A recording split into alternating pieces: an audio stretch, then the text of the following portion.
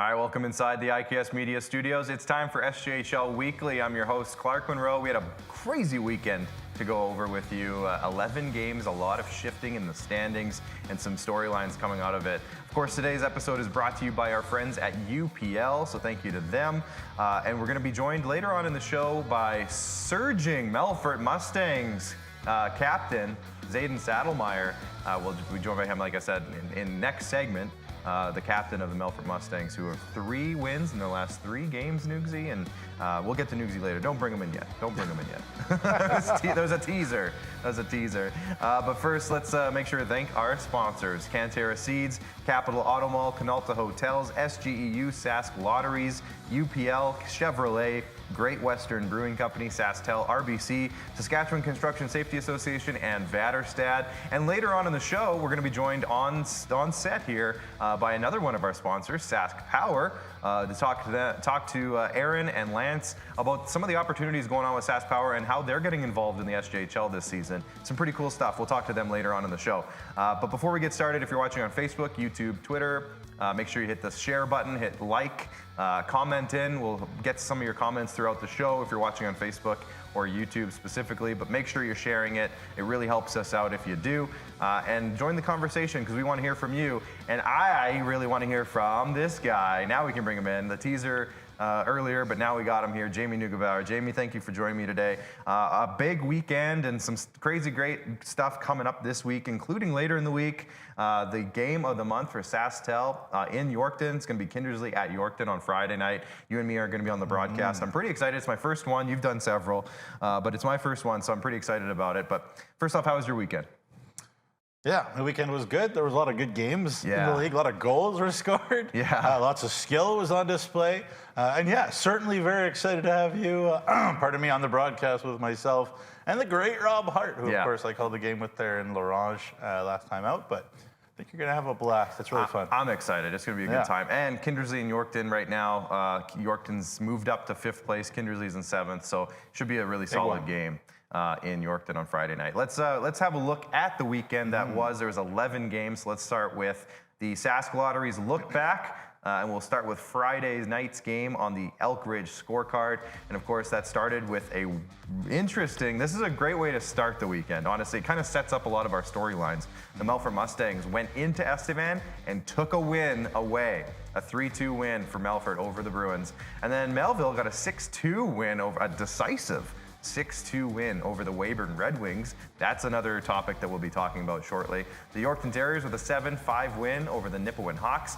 Battleford snuck out with a very hard-fought 4-3 win over Warman. That was our Canalta Hotels Friday night spotlight game. So what a great game for that. And then the Kindersley Clippers went into L'Orange and put a 7-3 beating on the Ice Wolves. And then on Saturday, another 5 games for you. Humboldt with a 3-0 win over Melville, which just made the 8th place push and fight for 8th place in our standings even more crazy. They tied themselves back up with Melville with that win. The Melfort Mustangs again with a win over Weyburn. So Weyburn 0-2 on the weekend.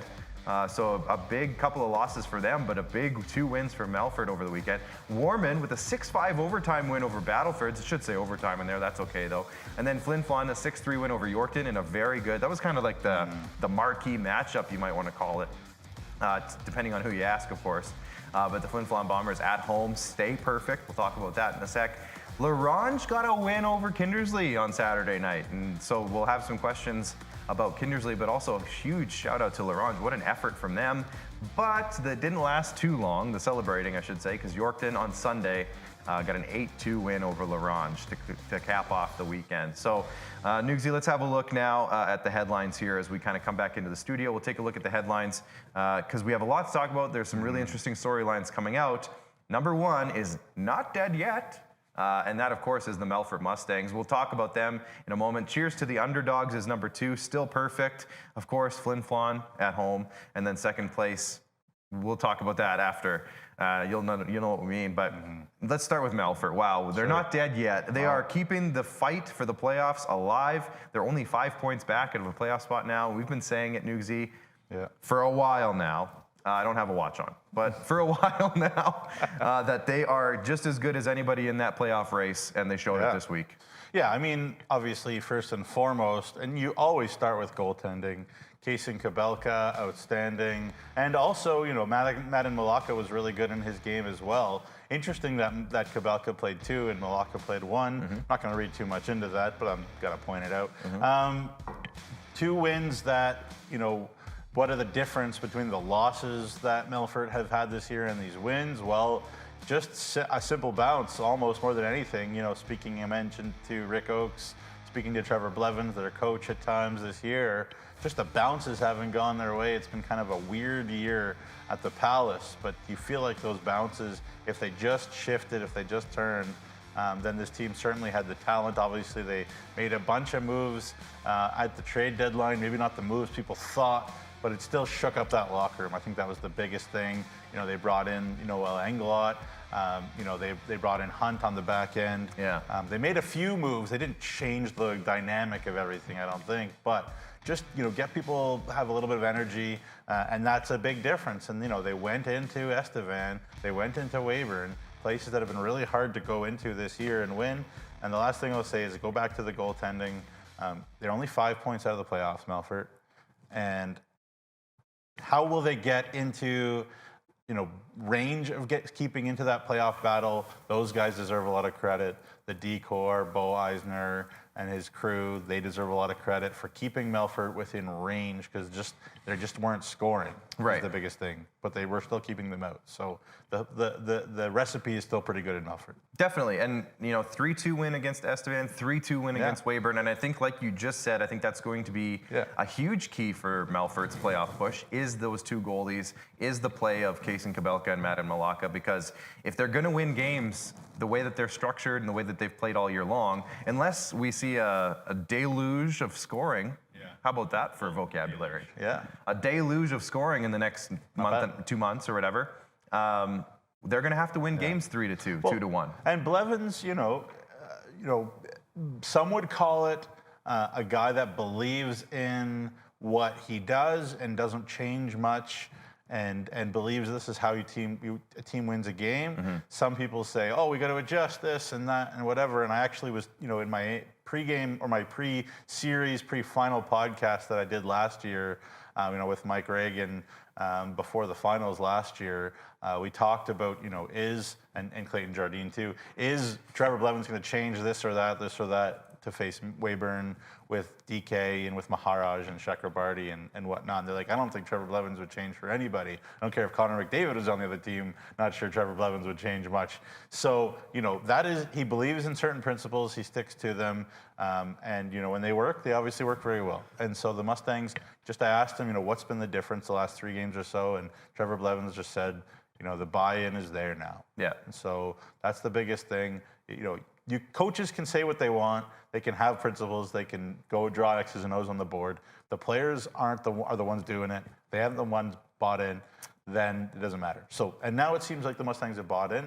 3 games doesn't make a season, but they're on the right track. Yeah, it definitely feels nicer though for them, I'm sure. And one comment that came in there, you saw it on the bottom of the screen from our graphic designer Kelly Lewick.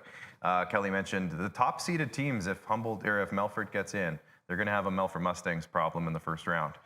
Because there it is. Just these are the guys. A good chunk. Can you imagine if it's Flin Flon Melfort round 1? Wow. A good chunk of this Melfort Mustangs. Mike Reagan saying no thanks. Yeah, honestly, a good chunk of this Melfort Mustangs team, though, and we've been saying it, and this is why we're so confident in their abilities to maybe make this comeback happen in the playoff standings, is because a good chunk of these teams players are championship players. They are the guys who are the depth guys, the grinders, the physical forecheckers, the solid defensemen, the 2 goalies. So like this is a team that knows how to win in that scenario. So if it gets to that point, geez, I don't know. Look out. And I always say that the style of hockey changes. For sure at some point in the season, sort of halfway-ish. We're actually well past halfway now. Yeah. It heads towards that playoff style. Yeah. And Melfort's made that way. Melfort's made that way, so we'll see. Let's move on to topic number 2 of the headlines, and that's cheers to the underdogs. We mentioned it in the recaps of the scores. Larange and Warman getting wins this weekend. Yeah. Games they were definitely, I'm going to say it, sorry, not expected to win, and against pretty solid opponents. So what did you take away from the underdog wins this weekend? Well, I'll go with Warman first. People at home are like, it's a big surprise. Whatever, don't care. Look, he's got to talk about one of the two at some point. Got to do it. Look, I think the thing about there's some sort of magic between both Brett Pilkington and Vinny Palmerine and the ACC, because whenever Vinny seems to play against the stars at the ACC, he seems to terrorize them. Obviously, he had a couple great games last year, scored a tying goal that set up Hunks' winner in one overtime game, and then scored the overtime winner in another one last year too for the Hounds in Battleford. So, and then again, scores the overtime winner. Spoiler alert if you're watching the highlights here for the first time. Battleford didn't play badly. They also won in Warman the night before, by the way, which was a game that Warman could have won too. Maybe should have. And that was the game of the week, the Canalta Hotels game of the week. Warman finally got their special teams sorted out. I think that's always the biggest thing. I was talking about an upset. You need your goalies, and Nick Goodwin's been forced into a tough situation, of course, with Tate Timmerman and Wright being both hurt, Griffin Wright both being hurt at the same time. He came in and he did an all right job, but the power play and the penalty kill finally did their job for Warman. 2 for 3 on Saturday with the power play, 5 for 5 on the penalty kill. They finally sorted that out, and we know Battleford's a very good power play, so it's not an easy thing to do. But yeah, I mean, good for them. And then obviously we switched things up. As you see, they allowed a tying goal there, and I'm sure there was frustration. I guess we'll wait until we see the Vinny Palmerine overtime goal here. But I think, Clark, I think about this Warman team. They are really built for the future. My understanding is it's really positive there still. Good. The attitude and everything. So, Brett's doing a nice job, kind of building for the future. There's the snipe 23 seconds in, just beating Serpa there low to the blocker. And Vinny's got a great shot. But yeah, big for Warman and lots of local boys and great for the future. And so shout out to Trey Marcus getting his first SJ goal, but also 5 points over the couple of games. So little confidence. A little confidence for sure. Yeah. Local boy playing. The Wolverines put out a nice picture with him and a couple of old buddies that are on the Wolverines now that played Warman minor hockey together. Yeah. That's what you love to see. And it's great for the community. And coming from, when I worked in Estevan back in the day, Chris Lugood was the head coach, and he said it's very important in this league to always try to keep in mind that you need to have a couple local kids, because Brett's got a whole bunch. The local kids have families, have friends that come to the games, buy tickets, et cetera, but B, it's good for the community to know that you're buying into the community and you're not always just bringing people in from outside. Yeah. It's, you have some of that local flair, and to bring in a Trey Marcus and some of the other guys that they have on the roster right now, I feel like that's a great way especially for them just kicking off a franchise, really great way to make a stamp on a community. And to be fair, like Tisdale and PA and, these teams have done a pretty nice job developing players, but at the same time, Trevor Blevins, if you look at Melfort he's done a nice job getting guys from those teams the last couple of years, and their parents and their friends come, and it's not that far away. Sure. So I think it's been good that way too. So, Nearby is important. Yeah. It is important. Yeah. Let's move on to the third topic. And sorry, just quickly, I guess we got to talk Larange. Just got to hammer Larange quickly. Brock Ingles brought in from Humboldt there to do just this, score some big goals. Obviously, it didn't go the Ice Wolves' way in the first game against Kindersley, but they found a way in the second one. Nice little third period comeback and get some good feeling. I know they just announced kind of a new leadership group there in Larange, with Dayton Tailfeathers being a key leader, and so he'll take some responsibility, you'd think, with Zay Norman gone.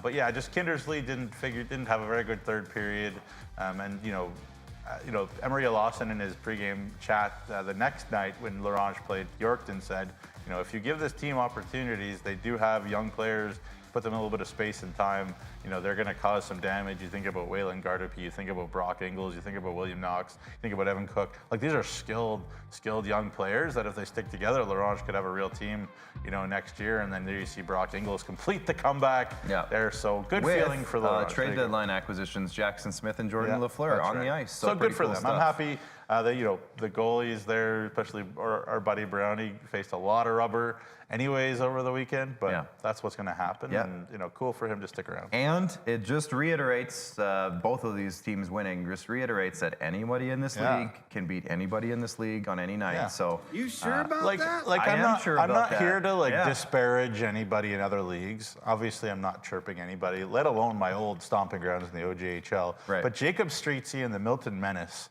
played the Mississauga Chargers in his first game back in the OJ. And Milton is one of the best teams in the OJ, no question. Mississauga is maybe middle of the pack. Yeah. And it was in Mississauga. Milton won 9-2. Right. In Mississauga. Yeah. And that's supposed to be like the middle of the pack.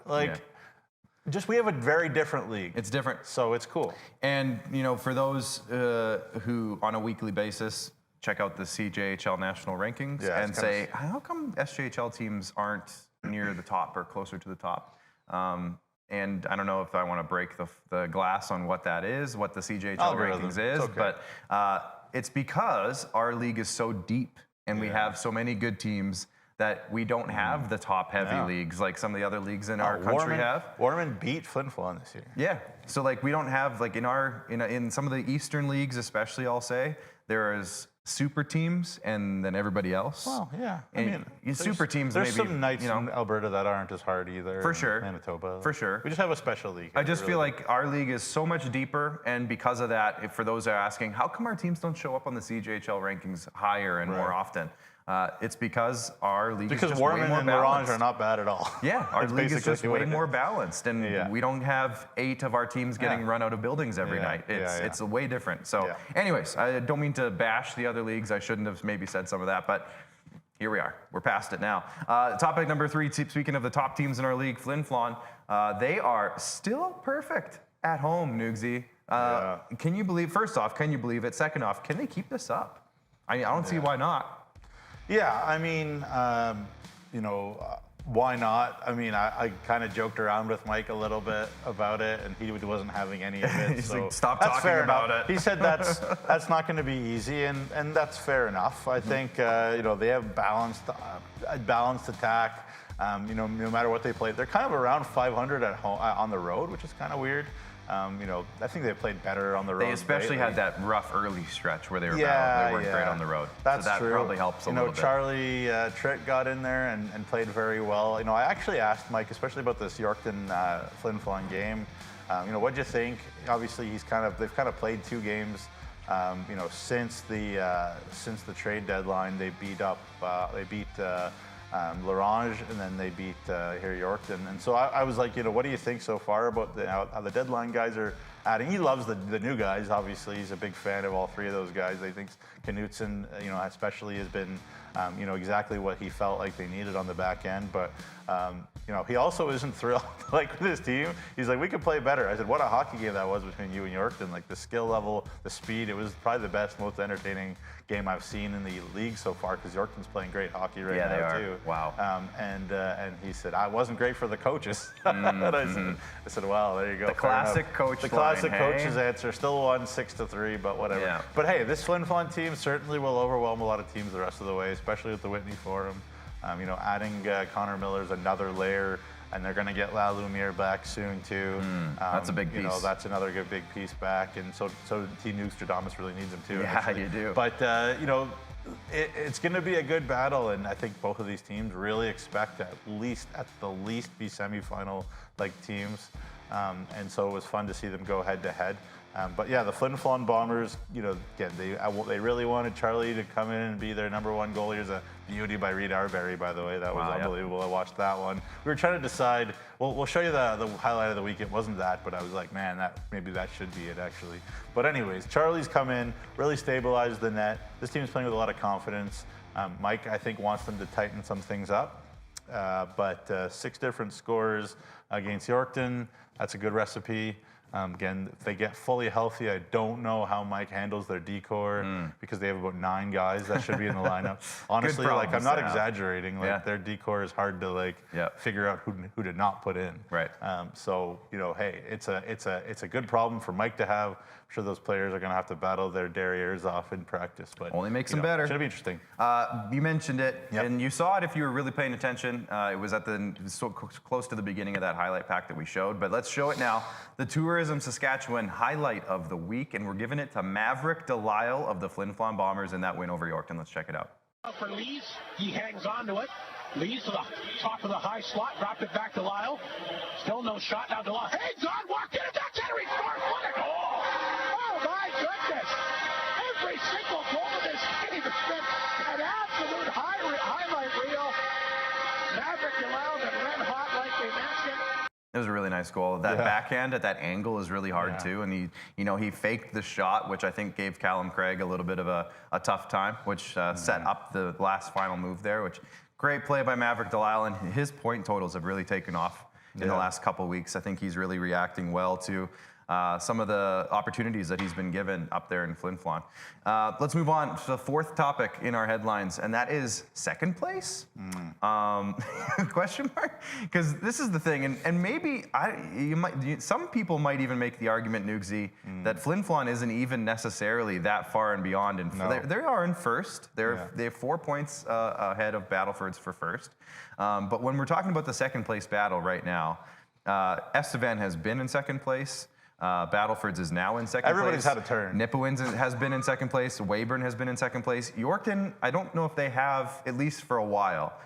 They've been hovering in that bottom half of the playoff picture, but now they're in fifth. They're 8 wins in the last 10 games. Some might argue, and maybe including you, that they are the second best team in the league right now after the trade deadline moves that they made and everything else going on there. So when we're talking about second place, I mean, it's a battle right now for second place. Well, Battleford's just had a 7-game win streak snapped in a game again that they came back and tied it late and went to overtime. And so they technically still haven't been beaten in regulation over that time either. So there are a lot of candidates, but to me, so if we had to say right now who the second best team, because I think Flin Flon is the best team, the team that shows up every night. They might not be the second best team. I think the second best team in the league is Weyburn.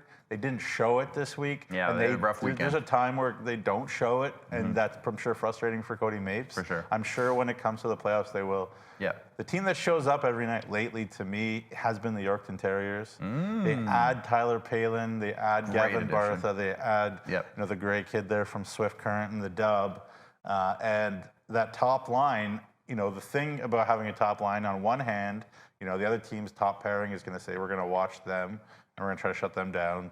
But they can't. Nobody seemed to be able to stop Leonard, Zawadzki, and Korshane right now. So. Yeah. What I was going to say to add to that point is when you are second, fourth, and fifth in league scoring, it doesn't seem like teams are doing a great job of shutting them down. Right. I'm sure they're trying, and then obviously it creates more space for Vinny Junek, for Cash Lanigan, for Aiden Valance, for these guys that are, Ty Henriksen has put in some pucks since the Viking Cup. I think there's a lot of kids that have gained a lot of confidence from the Viking Cup. We talked a lot about that on the Insider, I think, as well. And I think that's been a fun element to the Viking Cup that we didn't think about. But these two teams, both of them in the mix, and I think that which team gets those power plays on a given night, often that's the tiebreaker because there's a lot of good offenses between these teams, Battleford's, Estevan, Yorkton, Nipawin, and then you have kind of Weyburn as a somewhat different team, I think. But they're all very good. They could all make runs. If any of those teams are in the finals, I think nobody's too surprised. But again, Yorkton, 4 for 17 on the power play over the weekend, 23.5%. The Terriers have a 24.8% power play right now. And an 82.4% PK. So they're doing the special teams work. Alejandro Montoya had a tough start to this game. I think Nipawin had 5 straight power plays, something like that. So I think Yorkton was a little bit frustrated with that. But they answered in the right way and came back and found a way. And the Nipawin Hawks just need to, get healthy, which we've talked about. They're missing some really key guys. You think about Mason Karkachuk, among others. They need to find a way to play a full 60 minutes, stay disciplined, and get those pucks into the house. In this game, 2 of their 10 chances, they had 10 chances from kind of in the house against Yorkton. They only scored on 2 of them. Yorkton scored 5 of 8 from inside the house. in this game, and that's a good recipe for success. So Nipawin's got to work hard to get into the house, get into the blue paint. They've got the skill. Obviously Gage is going to stop everything. They need some health, but I still just think because of that, Yorkton's been the second best team lately. For sure.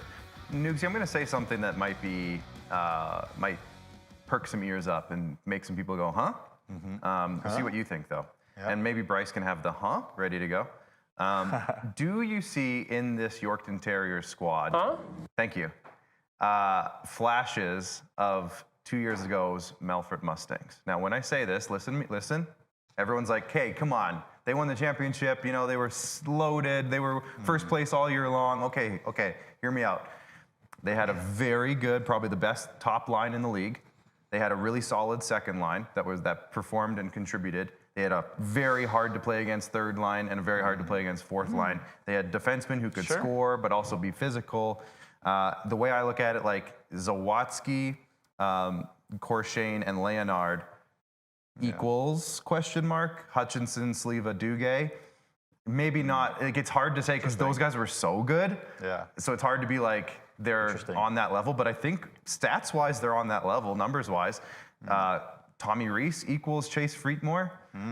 Then you have Tyler Palin coming back. Is he like, he's not, I wouldn't say that he's a Leith Olofsson. That's really hard to compare. Yeah. They also had Nolan Henderson, Ty Thornton. Obviously it's not going to fit perfectly. It's not direct, but I'm just wondering, is this Yorkton team the way now, since the trade deadline, the way that they're built now, do they show signs of what we saw from Melfort a couple years ago? And it's interesting because the thing that, there you go. And obviously the interesting thing about making a comparison like that too, another layer is the Clay Sleva trade was part of that. Really kind of unlocked it. And then Tommy being a big, Cale Johns is on the team. Enormous piece there for, hey, that's an interesting way to look at it. I didn't really think about that. It's a bold claim. That's an interesting claim. Maybe put in the comments whether you agree with that. I'm not quite, I like Callum Craig. I'm not quite ready to call him James Venn. James Venn was an animal. As much as Callum's been awesome this year, Alejandro again had a tough go. I'm not saying direct, like you said. It's not a mirror image, but shades of it. Yeah, signs of it. They would take that. They would take the result, especially. So. I think so. Yeah. Anyways, maybe that's bold. But when it comes to the argument for second place, I'm still leaning right now Weyburn. Yeah. Now, like you said, maybe they're not the second place team in the standings. I think just team-wise, build-wise, the way that they've made the moves over the course of the year to set themselves up for where they're at right now. Yeah. I still have I'm leaning Weyburn. Battlefords is making it really hard for me to think any other team than them. Yeah. But I'd even still say I'm leaning Weyburn right now. Yeah, I would agree. I would say Flin Flon and Weyburn for me are 1A, 1B in what they're capable of. Yeah. I just think in terms of who's been showing up on a nightly basis for 60 minutes. Yorkton's been great. For me, it's Yorkton and Battlefords and Weyburn are kind of all in that mix. Yeah. And then Nipawin fans are mad at us and Estevan fans are mad at us. It's okay. Sorry, guys. Not the first time, won't be the last time. Yeah, exactly. Both great teams as well. And that's what makes our league so great. And that's why I said earlier, you could have a Nipawin Estevan first round at the very moment. And oh man, that would be a really fun series if those two teams played. Lots of goals going in. Yeah. So, anyways, with that being said, odds and ends. You want to touch on anything else before we move on? No, I'm good. Let's maybe look at the standings for odds and ends. We'll bring up the league standings and show you what the playoff picture looks like right now. Of course, we talk about it. Flin Flon's in first place with 53 points. Battleford's with 49. A game in hand at the moment, which doesn't mean a ton right now, but it's still 2 points that they could grab at some point. Nipawin with 47 points. Weyburn with 47 points. They've played the most games in the league. Yorkton with 44. They have a couple games in hand there as well. Estevan with 43. Kindersley, 39. And they're still sliding a little bit. They're still 3-7 in their last 10 games. Humboldt got a big win to even things back up for that 8th playoff spot against Melville, which was a huge win for them. The Melville Millionaires in 9th with 36. Melfort has crept a little closer with those 3 straight wins. Now they're only 5 points back of a playoff spot. So whereas last week we were talking about 7, or I think it was maybe 9 points at one point last week, and we thought that's insurmountable, we said maybe. A little close. Wait, I don't think we said insurmountable. We said that's a big mountain to climb. Yeah. And now look, they're climbing it, Nugs. They're only 5 points mountable. out. It's mountable. It's mountable. Then Warman and L'Orange picking up wins this week, so that's got to feel good for them as well. For those young squads, they're doing great stuff up there. So if the playoffs ended today, of course, we always love doing that. And I think I'm probably going to do it almost every show now because it's always fun. Flin Flon would play Humboldt, Battleford's Kindersley, come on. Nipawin and Estevan, come on, that'd be a great. And Weyburn and Yorkton, come on. Oh. Like those are all good rivalries, I would even say. Nipawin and Estevan's not the traditional rivalry, but the way they play, the battle of the black and gold, they would match up really well. Yeah. Weyburn Yorkton would be super fun. Battleford's Kindersley, never a bad time in a Battleford's Kindersley matchup. So that would be a lot of fun. And then Flin Flon Humboldt with the trade storylines and everything. Yeah, that's true. Melville, of course, doesn't want any. Tritter versus Holtvote. Tritt versus Holtvote. Melville doesn't want anything to do with that conversation. They're saying, hold on. Melfort. We're in the battle here. And then Melfort's like, wait, we're coming. So it's not anywhere close to done, I would say. No. But it's always fun to think of who they might play if we end it right now. So we did the Tourism Saskatchewan Highlight of the Week. I think that means it's time for Neugs and Notes. It's news and notes, news and notes, news and notes. I forget who I was talking to about this. The guy, the Neugs and Notes guy, and someone said it's good that you're married, and I said, oh yeah, it's good that good that Jill married me for sure. But then he's like, yeah, because Neugs and Notes guy would have gotten you all sorts of ladies. Oh man. And I was all like, oh, I don't know about me. Little guy would have. The ladies love the little guy. He's very charismatic. I've gotten messages that the people love the little guy. He's the type of guy you can talk to got for lots of hours energy. and still have lots to talk He's about. very acrobatic. Yeah. Anyways, Neugs and Notes. I want to take it for a serious note for a second. Yep. Just a quick thought for our great commissioner and our great friend, more importantly, Kyle McIntyre. Obviously, his dad, Jim, passed away at the age of 87 not too long ago. Obviously, Mr. Mac is a legend, a Saskatchewan Hockey Hall of Famer, a builder, a coach for so many great players over the years, a fixture with the Saskatoon Contacts, of course. So, Kyle, obviously we love you, and hope you're doing all right. And that's always tough, but Jim lived a great long life, and so big time. Impacted a lot of tons of people. Yeah. So we have to make a quick message about that. Kyle didn't want us to make it too big of a deal about it, so there you go. That's it. But that's it. Nolan Meyer, by the way, former Yorkton Terrier. Yeah. American Hockey League goalie, East Coast, or ECHL, not East Coast, ECHL goalie. They're very sensitive. Anyway, They are. They don't like it when you call them the East Coast League. Anyways, Nolan Meyer has decided to move on from pro hockey. He's going to play for the University of Saskatchewan now. Very cool. Which is a crazy good pickup for the University of Saskatchewan. But I remember when he was a rookie for the Yorkton Terriers, and they had a rough year in Yorkton that year in 17-18, but Nolan was awesome. Behind not a great team. So there you go. Alita Cordy, Jeter Cordy, of course, recently of the Humboldt Broncos, Ohio State commit, scored 9 points in 6 games at the U18 Worlds in Nova Scotia. That finished yesterday. Canada lost in the gold medal game to the USA 2-0. But cool for Alita and the family up there in Saskatoon. I was tuned into a bit of that tournament. Yeah. I was watching the drubbing that Team USA put on Hungary. Oh, yeah. Hungary. I mean, what do you expect? Anyways, cool for the Cordy family. I don't know if you guys still pay attention to the SJ stuff. Hopefully you do. But if you do, congratulations on a great great tournament there. All right, the Golden Sheaf program continues. The third one is going to come out, the third Golden Sheaf article. There you see the Spotlight program. I've been putting them out. I did Van Egger a couple months ago of Kindersley. Last month it was the Kerwin twins in Battlefords, and now Drew Moldy, who's on our show on Thursday, and then the article is going to come out on Wednesday, coming up at noon. So make sure you pay attention to that. So there you go. And then the last thing is the RBC Community Ambassador Program is up and running. Yes. I've posted about Firing out 4 there. of them. We're gonna have a vote. Be all the same. All 12 players will get $1,000 donated to their local schools of choice. So the latest one came out this morning with Austin Shepard there in Melfort. Eric Marks of Battlefords has already had one. Yeah, you can check them out on sjhl.ca. My memory is escaping me at this moment. It's Connor Miller from the Humboldt Broncos as well, even though he was traded, but he did a lot for the Humboldt community. And I'm blanking on the last one. Who was the last one?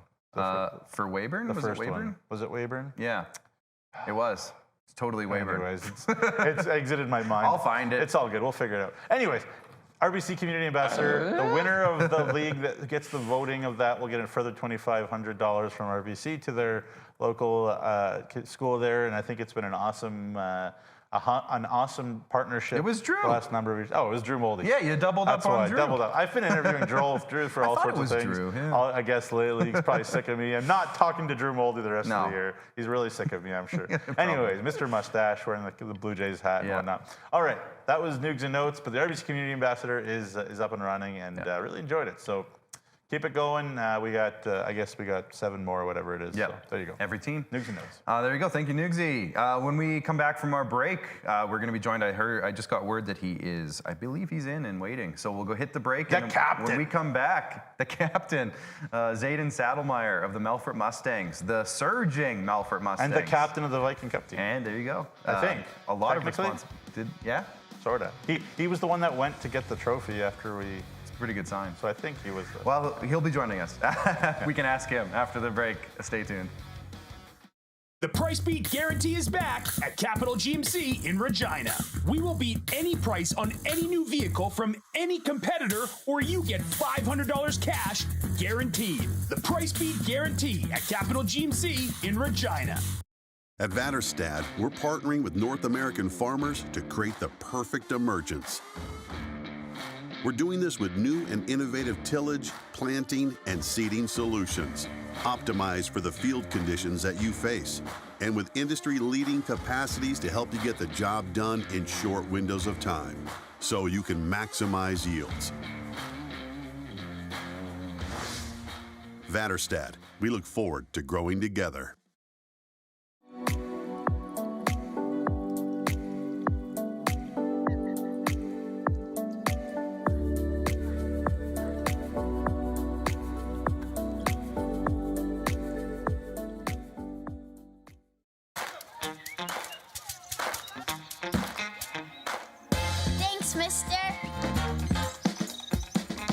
Every ticket you buy funds programs all across Saskatchewan, like sports. Buy your tickets today. In the last decade, the construction industry has reduced injuries by 46%. That's as many injuries prevented that would fill several stadiums. Find out more at scsaonline.ca.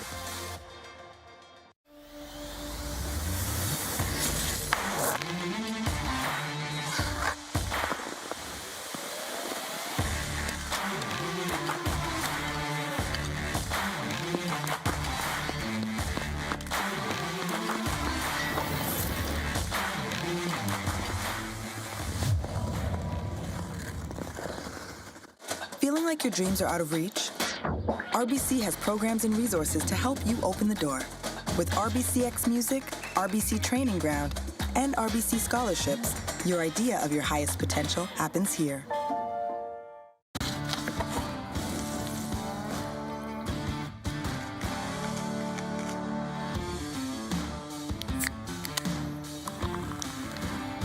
Original 16. Celebrate things done well.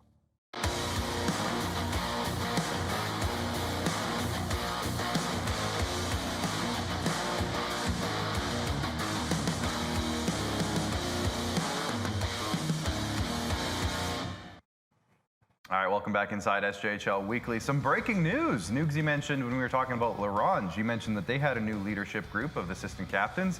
Well, the Humboldt Broncos just named their new leadership group after their moves that they've made over the last couple weeks. So they've announced that Braden Skogstad is the new captain. So shout out to Braden. Alternates are Merrick Mamich, Rylan Huey, and Nathan De Silva. So there you go, some new faces, some new names in the leadership group for the Humboldt Broncos. Speaking of leadership groups, Nugsy mentioned it. This guy is involved in he was involved in a couple maybe this year. But we'll focus a lot today on the Melfort Mustangs as we bring in Zayden Saddlemeyer. Zayden, 3 wins in a row. Things are looking good right now. Must be feeling pretty good. And that's just your mustache. Must be feeling pretty good right now after a big week for you guys. Oh, you're frozen. Oh, I thought he was really upset with me. Yeah. That would have been funny. We'll bring him back in a second. But Nugsy, let's talk about those Humboldt Broncos. You mentioned Braden Skogstad. He's been around, it feels like forever. Yeah. Marek Mamich, a great story. Obviously, oozes leadership. Rylan Hugh and Nathan DeSilva. Cool. Yeah. A nice group. Yeah, it's a good group. I mean, obviously it's they needed to make a couple changes with McElwain and Miller, on Streetsy gone, but look, all those guys are terrific human beings first and foremost, and will represent the Broncos organization really, really well. Huey was an assistant for Canada, I remember, at the Junior Age World Challenge too. So, there is. Zayden Saddlemeyer, we got him back. Zayden, I was just mentioning when we brought you in, 3 wins in a row last week. Must be feeling pretty good right now up in Melfort.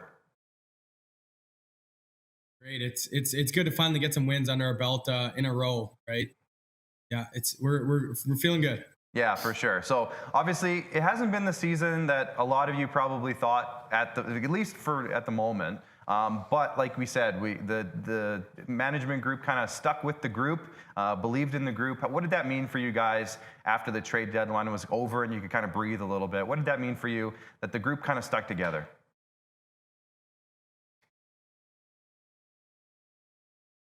Well, we lose him again? I think we lost him again. I was really being patient for a response there. We'll bring him out. We'll try again. We'll try again. Oh, there we go. Oh, we got him? Need some internet there, Zayden. Bad connection here. I don't know if you heard my question. I'll redo it here. What did it mean for you when, after the trade deadline was over, you guys could breathe a little bit and kind of settle in, that the management group chose to stick with the group that was there and really show some belief in you guys? Nope.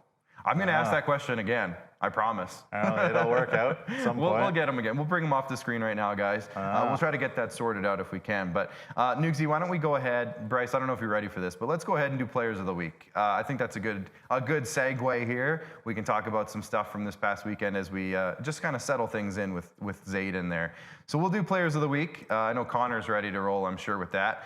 I know he's also probably dealing with the video call because that's how it works back there. But if we can, we'll do the SJHL MVP of the week, and it goes to the Yorkton Terriers forward, William Leonard. Boy, Nugsy, 9 points in 4 games. He had a 4-goal night against the Nipawin Hawks.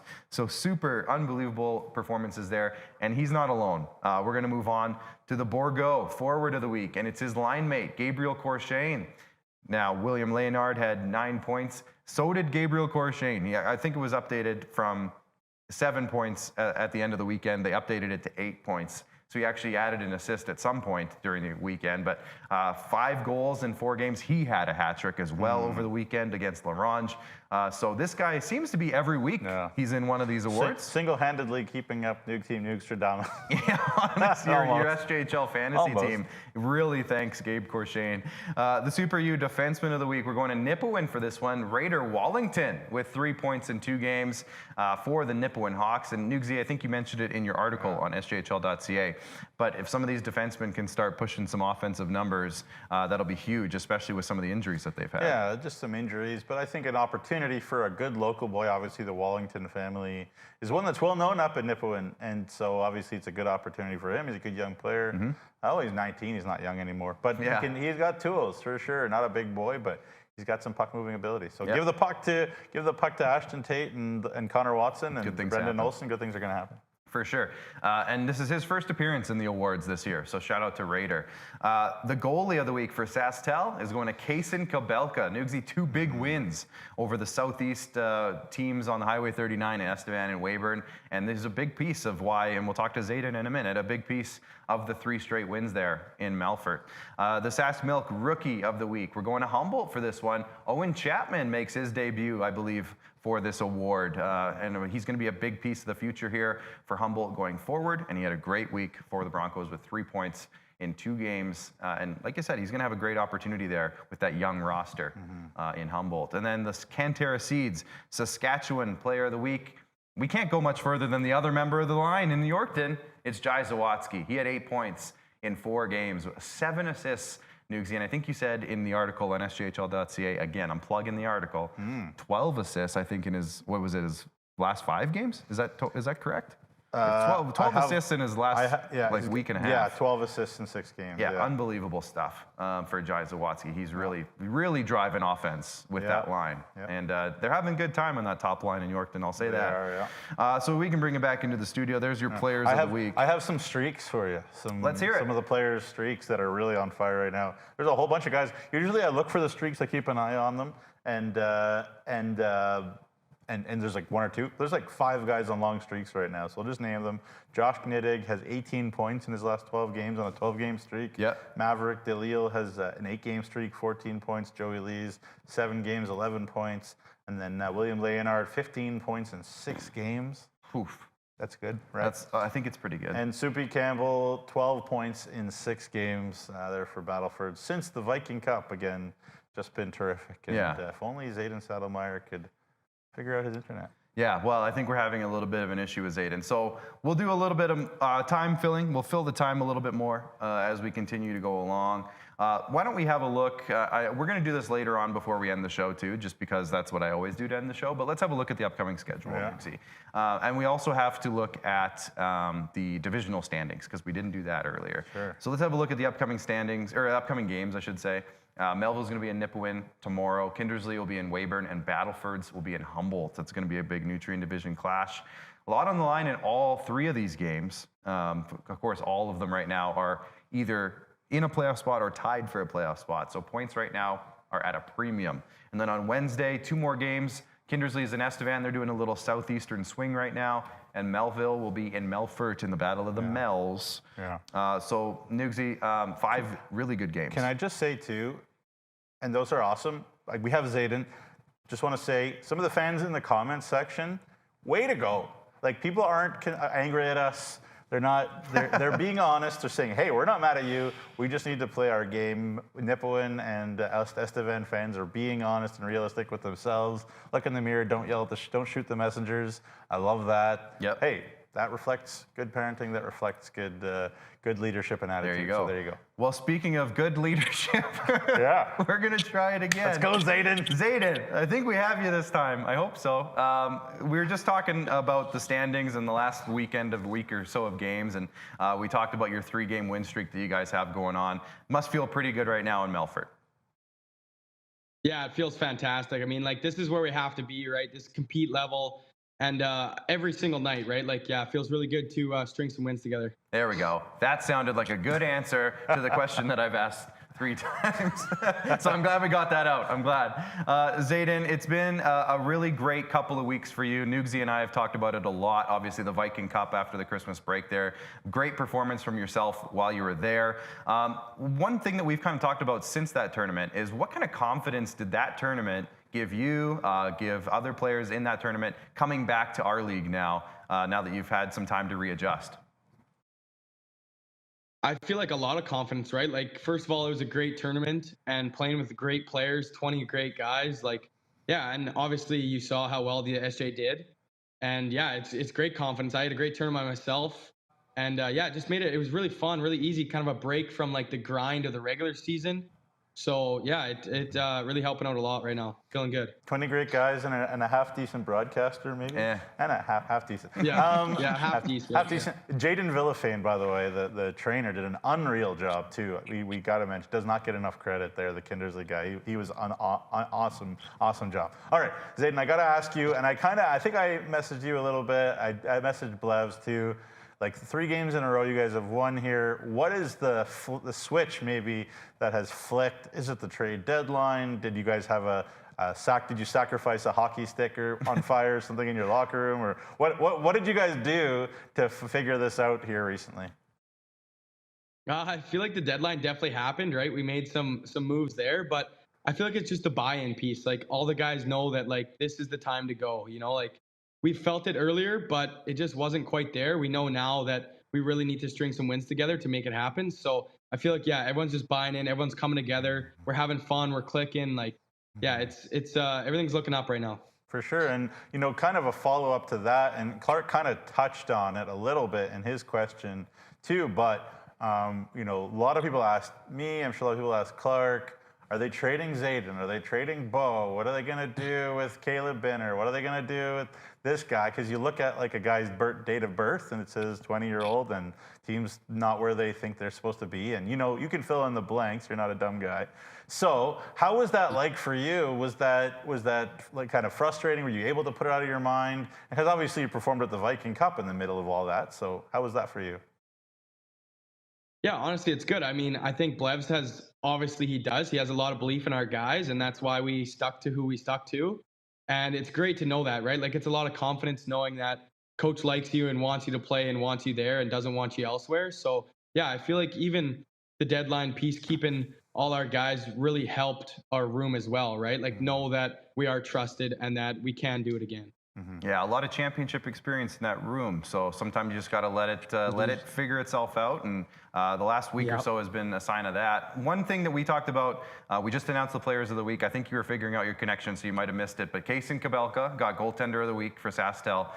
He was huge in your games against Estevan and Weyburn. Yeah. What can you tell us about your goaltending duo? Maybe talk about Matt and Malaka a little bit as well, because I think we anticipated some really big numbers from both those guys coming into the year, but now we're starting to see maybe some of that settle in a little bit more. But Kaysen had a great week for you guys.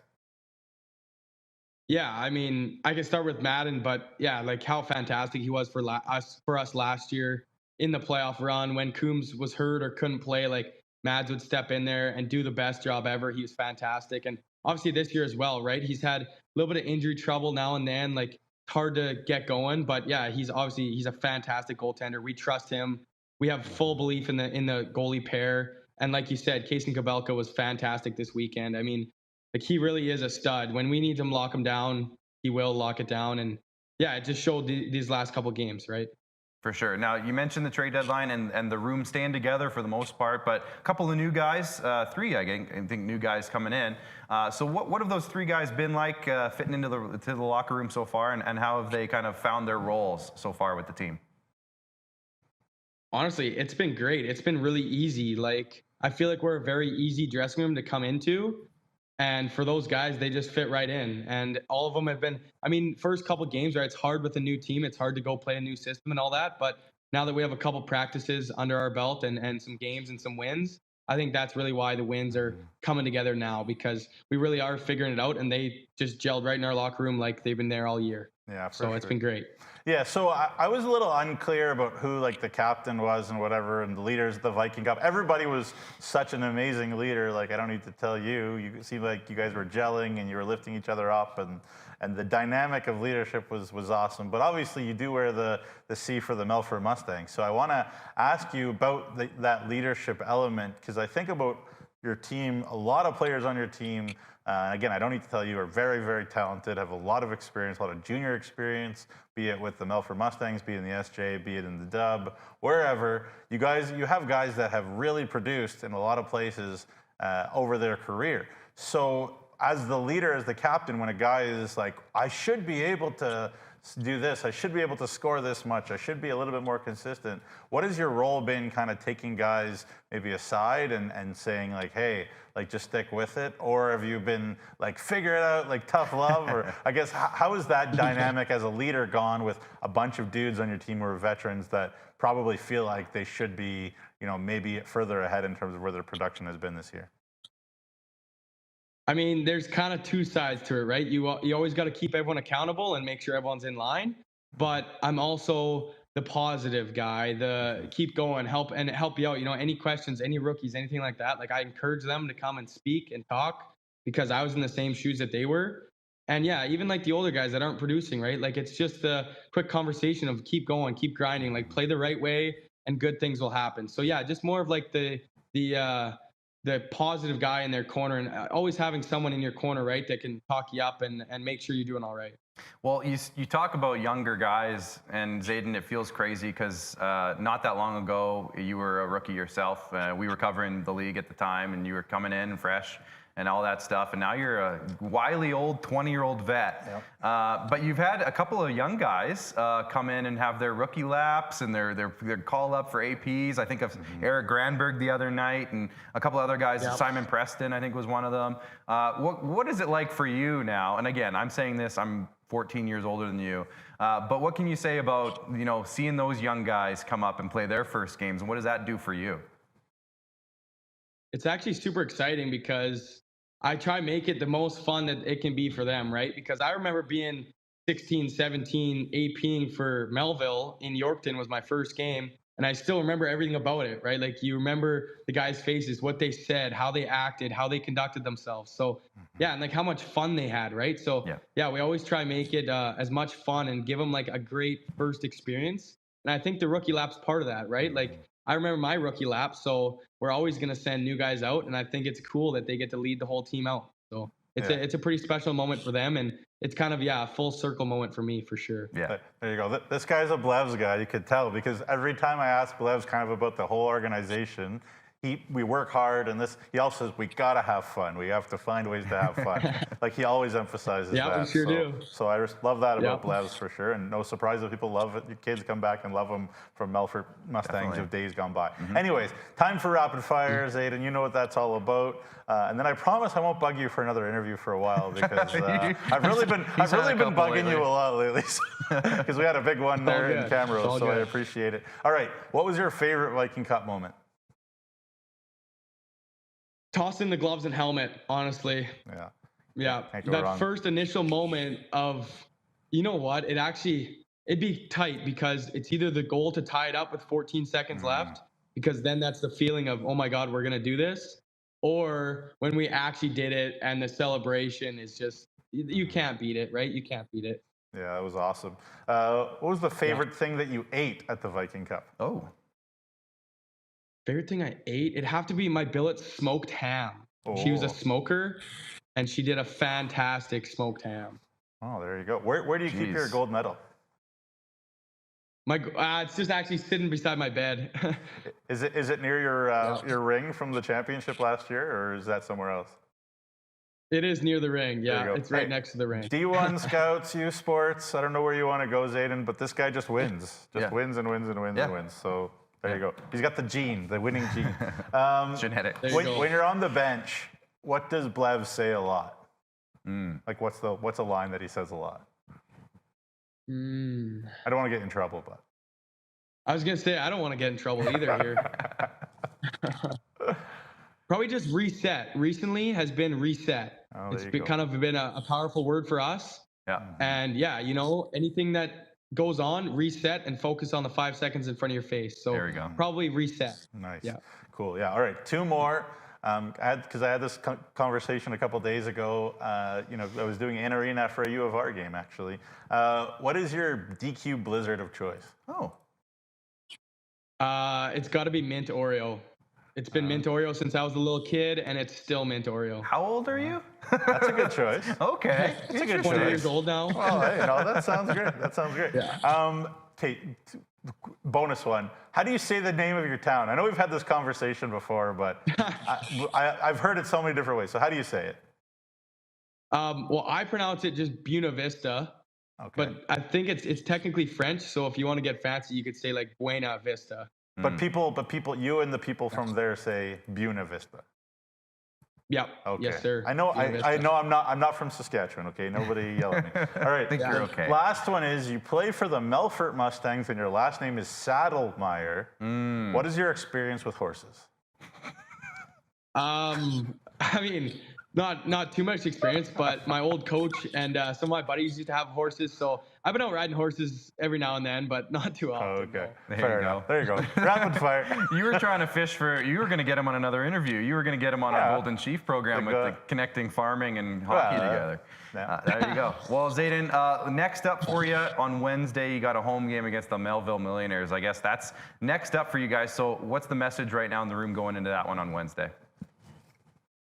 Just keep in our mindset of, do our job, worry about ourselves, work hard, and just, really just outwork everyone that comes into our barn. And those are really important games for us, right? Because we're trying to make a push here. So we need this week for sure. And they are directly above you in the standings, so it's a big 4-point game for you guys. So best of luck, Zayden. We'll let you get back to work and appreciate it. And maybe Nugsy will leave you alone for a while, but we'll chat with you again. I can't make any promises, buddy.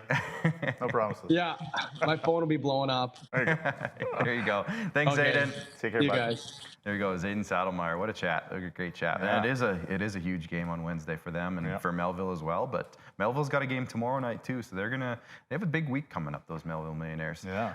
But Nugsy, I'm gonna bid you adieu because next up we have our friends from Sask Power coming in. We're gonna chat about that with them about their partnership with our league, and there's some great stuff there. So Nugsy, final word, I guess. Final word to you. Hey. Get your tickets. The playoffs start now. Basically, the races are on. Clark and I have lots to talk about every week. We're trying to keep these shows shorter. We can't, and it's not our fault because there's too many good things to talk about. Yeah, honestly. It's too entertaining. Yeah, this show could have been an hour and a half longer at least. So awesome.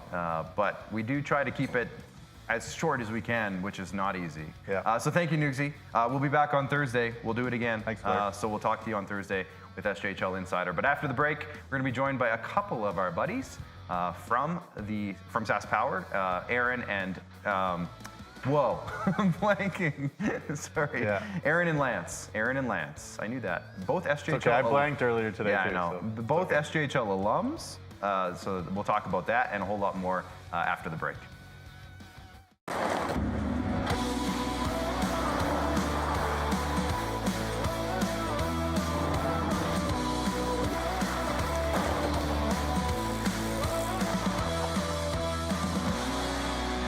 Feeling left out of can't-miss moments? RBC has programs and resources to help you open the door. RBC clients get access to concerts, Avion rewards, and exclusive benefits. Your idea of memorable moments happens here. Each year, the SCSA issues over 10,000 training certificates to the construction professionals who build our province. That is the same population as Weyburn. Learn more at scsaonline.ca.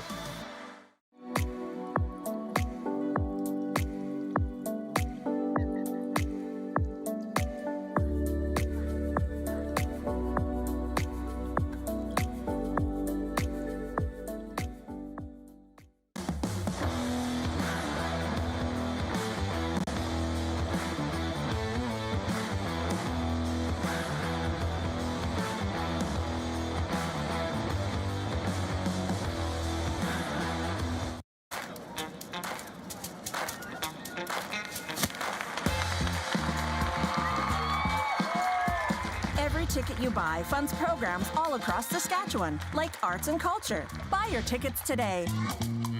Introducing SaskTel Student Saving Tips. Tip number 138. You could build your own pallet furniture. So you're living on your own. You can save money by building furniture with pallets.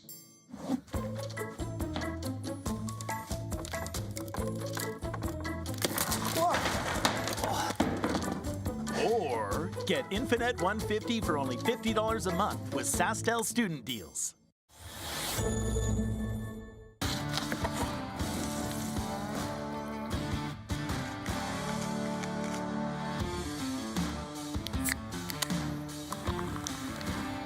Original 16. Celebrate things done well.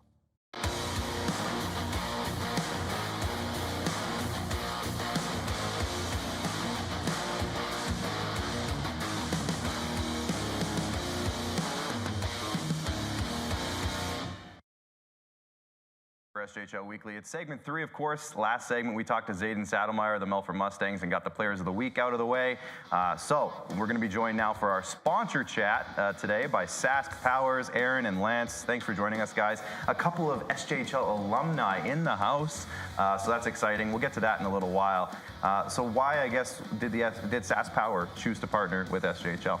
Yeah, for sure. We'll just want to start off for saying thanks for having us here. So, as you mentioned, we both put our time in the league, and we're very passionate about this, knowing that we might be able to, help some of the players essentially start their future career. So pretty exciting stuff for us. So but yeah, just to your question, having both of us been players, it was pretty easy to connect the dots as far as a lot of the characteristics and qualities we look for at SAS Power, and the players and what they bring to the table as far as dedication, hard work, overcoming adversity, and then just being as part of a team, right?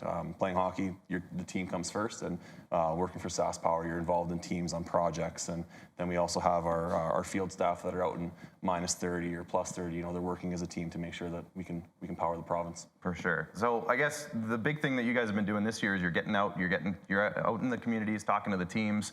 So you've been to a few places already. What have your experiences been like so far visiting these SJHL teams? It's been awesome, to be honest with you. Just to get to understand, what makes the players tick, get to understand what the overall team dynamic looks like, how they're feeling about things, and really just to give them an olive branch as far as showing, hey, this is an opportunity that you may want to pursue ultimately. So getting ingrained with the groups and obviously introducing Aaron and myself and just really letting them know that, hey, there is an option outside of hockey. Obviously, we want you to pursue all your dreams, but the reality is we're all not going to make it to the NHL. So just in case you don't, here's an option for you. For sure. So you kind of touched on it a little bit, Aaron, but what qualities do you guys look for in SAS Power employees? Because I know, obviously, like you mentioned, there's a lot from hockey that you can transfer over into that career path. Yeah, for sure. Our company has a lot of business side, we'll call it, so a lot of office staff, which is really interesting for a lot of people. But we also have a lot of field staff. So outdoors is a big one. I touched on that hardworking, determined. Obstacles is a big one, right? But the big thing for us that we saw when we started this was just that team mentality, right? Being part of a team is a big thing that some of our longest memories hold or come from. So knowing that you can come into an organization and play a big part in being a team is one thing that we really saw being a big piece of this. For sure. So Lance, I'll throw this next one to you. What does SAS Power do for their employees to ensure safety? Because I know that you're the consultant of safety. So what can you tell me about the safety aspect? Honestly, it's something that we've really embraced as far as adopting that safety first mindset. It's first thing that we think about as we turn on our trucks and complete our pre-trips in the morning. It's the last thing we think about as we close up those shop doors, is really just embracing that safety first culture and making sure that we're going to have our employees go back to their loved ones every night. Yeah, for sure. So when SAS Power talks about giving back to the communities, because I know they're big, not just in the SJHL, but in a whole bunch of other ways as well. What are the biggest ways that you guys give back across Saskatchewan to communities? Yeah, I mean, I'm gonna poke this one off the start here. But a lot of our employees live in these more rural communities, right? I mean, they're part of these smaller communities. So from volunteering or giving back where they can there. Then you get to the bigger centers, and we're investing in different schooling programs, different leagues and stuff like that. But as far as from a post-secondary schooling standpoint, we also have the opportunity for up to $100,000 in various different scholarships that can be handed out as well, which is a big one. Nice. So you guys both play in the SJHL for different teams, Melville, I believe, and Kindersley and Lorange. What were some of your top memories from your time? Maybe not just in those communities, but I know you played in some other junior hockey markets as well. So from junior hockey, what are some of your biggest memories? Well, I'd say, it definitely wasn't scoring an overtime winner or anything like that. I'm sure if you pulled up our stats, they're pretty ugly, to be honest with you. But I think just building that bond amongst the group, just being able to lean on each other, working towards a common goal throughout, and just really embracing, the communities that we're serving and that we're ultimately representing. So I think that probably sticks out for me amongst anything else. Yeah, for sure. Yeah, I think just to piggyback off Lance, a lot of the relationships you make in those teams just stick with you forever, right? I know that's how myself and Lance got to be involved with each other, and I know I can speak for both of us that a lot of our best friends we gained through hockey. So just that's really what sticks, I think. For sure. So give me the sales pitch here. What makes working at SAS Power so rewarding? If you're talking to a 20-year-old SJHL player right now, what would you tell them? Yeah, I think the biggest thing is there's a next step in your career, right? If hockey isn't the answer, there's got to be a next step. So SAS Power, I've been there for 15 years. Lance is just behind me in time. But there's great people to work with. Everywhere you look, there's great people. Lance is going to touch on different types of jobs here. But it's got great pay. It's a stable career, and there's lots of opportunity for growth. I know we both have technical backgrounds, Lance being an electrician, myself being a PLT, and I think I can speak for both of us. And we both started, we didn't see ourselves going into an out-of-scope or a leadership role, which we both hold now.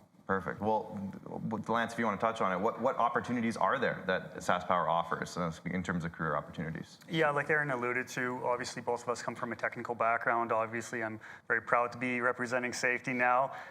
Within saying that, we have a multitude of different areas, whether you're interested in HR or legal or engineering. We have kind of a plethora of different opportunities that we're able to ultimately pursue if that's what you're interested in. So it's essentially boils down to each and every individual as far as, what am I ultimately wanting to achieve. So there's probably an opportunity for everyone out there as far as SaskPower could be a home for you. Well, how can somebody get started? What's the best way to, start the process, I guess, to get in there? Yeah, for sure. So the biggest thing is going to our career page. So that's saskpower.com/careers and setting up a job profile. So that's for an entry-level position down to laborers, but also as far as if you have a degree or certificate at some point. Setting up that profile will get you on a list to get all the notified of any job positions that come out on a weekly and a monthly basis. Perfect. So I guess last thing before we move on here, what's the most important thing that you want people to remember about SaskPower coming out of this chat here today? I think just great people. Everywhere you look, like I said, there's great people to work with. And also with safety being at the forefront, also knowing that it's a rewarding job. Every day you're working towards making our company and our province better. So the big thing there is knowing that it's rewarding, but also you can take a lot of pride in your work. For sure. Well, one thing that we take pride in each and every week here at the SJHL is the SaskPower rankings that myself and Nugsy put together. And, everybody loves the SaskPower angle of it. But what they don't love sometimes is where we put their favorite teams, and we get yelled at all the time. It's mostly Nugsy that gets yelled at, so sorry, Jamie. But we have a great time with it. I know our fans really love it. So that's just one aspect of our partnership that is a great partnership, and we've been building on it. So thanks, guys, so much. And we're going to talk a little bit of hockey now, if you guys are okay with that. We have a couple of games coming up this week. So why don't we look at Tuesday's games as we kind of wrap up the show here. We got Melville going to Nipawin to take on the Hawks. That's going to be a great game. Kindersley's going to be in Weyburn. They're doing a little bit of a southern road swing here. And then Battleford's will be in Humboldt. That's a great Nutrien Division battle. And then as we continue on Wednesday, there are two games. Look at that. Kindersley is in Estevan, and then Melville is in Melfort taking on, it's the Battle of the Mells, I always call it. So guys, if I can throw it to you guys here, I know a Melville alum, we got a Kindersley-Larange alum. Do you guys have any favorites that you keep an eye on, or maybe some championship contenders that we can throw out there today? Definitely still keep tabs on both Larange and Kindersley. They're both very near and dear to my heart, so definitely kind of keep that awareness up as far as how they're doing and where they are as far as the standings goes. Obviously post-trade deadline, Larange is going to be a bit of a younger team, so I don't know if they're going to be in playoffs, let alone pushing for a championship. On the flip side, Kindersley's trending in the right direction. If I had to pick one team, I'd say probably Weyburn right now. I'd say that they're kind of chugging along here, running on all cylinders. They're built really I think well. they're going to be a tough team to knock out. For sure. Aaron? Yeah, I'm going to throw the standings away, and I'm going to go for Humboldt. So growing up, lots of friends or older people from Raymore, where I grew up, played there when they were a powerhouse in the 2000s there. So I'm just definitely pulling for Humboldt. There you go. A couple of great teams to cheer for. It's going to be an interesting finish. The league is crazy right now with parity, and obviously if you watch the early parts of the show, we went over the standings, and it's like insane right now how close the race is. Basically from 1 to 10, anybody could make the playoffs right now. And so it's been a wild ride, and I'm sure the second half of the season is just going to get even crazier. But guys, you're on the road again pretty soon here. What's the next stops for you guys? Yeah, so this week we're actually going to Warman and Humboldt on Thursday, and then later in the month here we're going to try and catch Melville, Estevan, and Weyburn in the South Swing as well. Nice, perfect. Well, if you're in the buildings and you see these guys, stop by and say hi. Maybe you'll get a job. I don't know. That's right. That's right. Who knows? Career opportunities with SaskPower are endless. So thanks, guys, for popping in. For everybody here at IKS Media, we appreciate you tuning in to SJHL Weekly. Thursday's SJHL Insider. We'll see you then. But until then, there's 5 games for you guys to check out. So enjoy the hockey at the rinks, everybody. Bye for now.